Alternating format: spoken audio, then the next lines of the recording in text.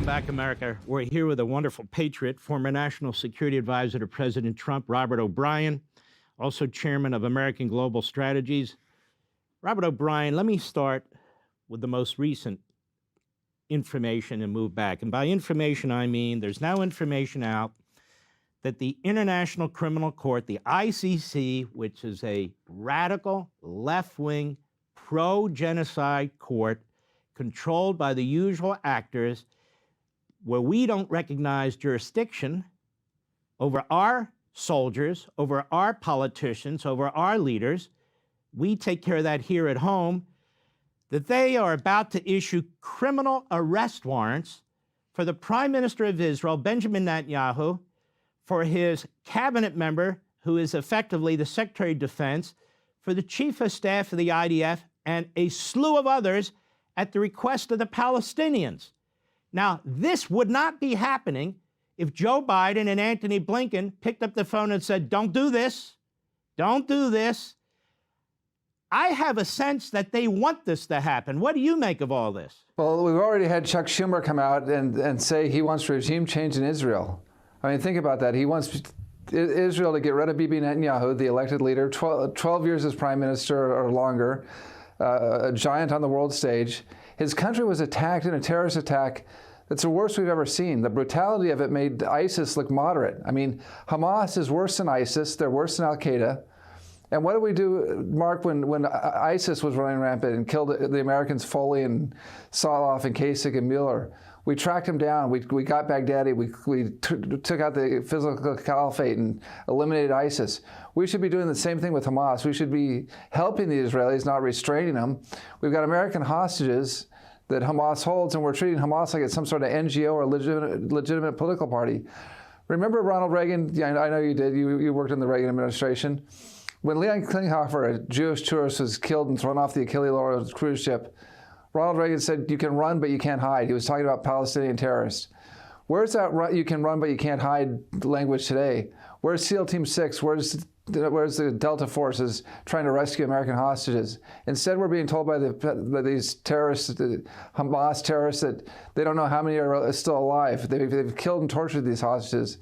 And now the International Criminal Court is coming after Israel instead of Hamas. Hamas committed genocide. The ICC should be going after Palestinian leaders and Hamas leaders who are whining and dining in five-star hotels and world capitals, and leave the Israelis who are trying to defend themselves alone. It's an outrage. Yeah, I mean, after 9/11, we went to war in Afghanistan, and we did what we needed to do. But let me ask you this.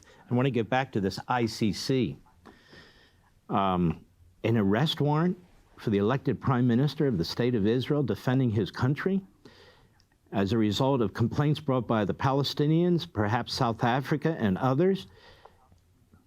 Don't you think, you were National Security Advisor to President Trump, that our administration has a responsibility, Joe Biden and Blinken, to stand up and say, what are you doing?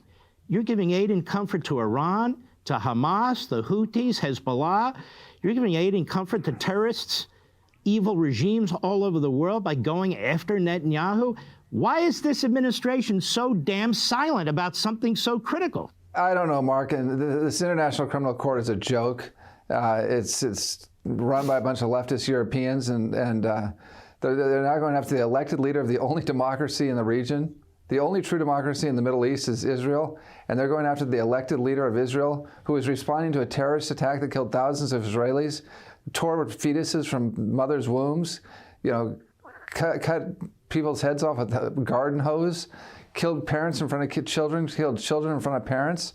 And the genocide is somehow Bibi Netanyahu who's defending Israel. And by the way, who's done it in the most restrained manner you can imagine. I mean, think about this. The Israelis drop leaflets on buildings that they're going to attack, telling the innocent Palestinians to leave. The people committing genocide, to the extent anyone's killed in Gaza as a result of Israeli military action, they're killed because Hamas is using their own people as human shields. Think about this, Mark. Armies are designed to protect civilian populations from their enemies. Here, you've got the civilians in Gaza being used by Hamas to protect them from the Israeli troops. It's an upside-down world. And now these guys who committed a true genocide, the biggest pogrom of Jews since World War II, they're getting a free pass. They're somehow the victims, and the Israelis who are trying to defend themselves and doing so in a matter with JAG officers and army lawyers doing everything they can to limit Palestinian civilian deaths.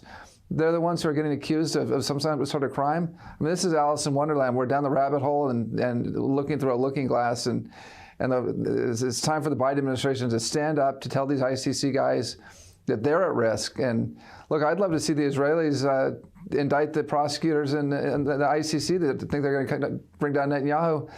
Let them face justice in Israel. I love it. And let me just say this, speaking for myself.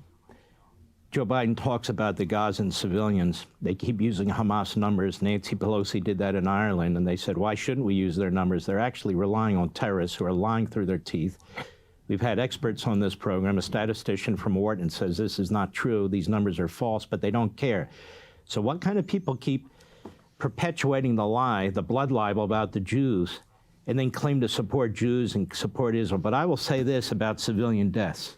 Joe Biden is responsible for more civilian deaths with that southern border open and the fentanyl deaths in the United States of America and God knows what else, the criminals and others coming here and the potential for terrorism than the Israelis have ever been responsible for, ever. 100,000 deaths a year. He won't secure the border.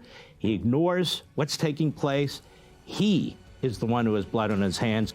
Hey, Sean Hannity here. Hey, click here to subscribe to Fox News YouTube page and catch our hottest interviews and most compelling analysis. You will not get it anywhere else.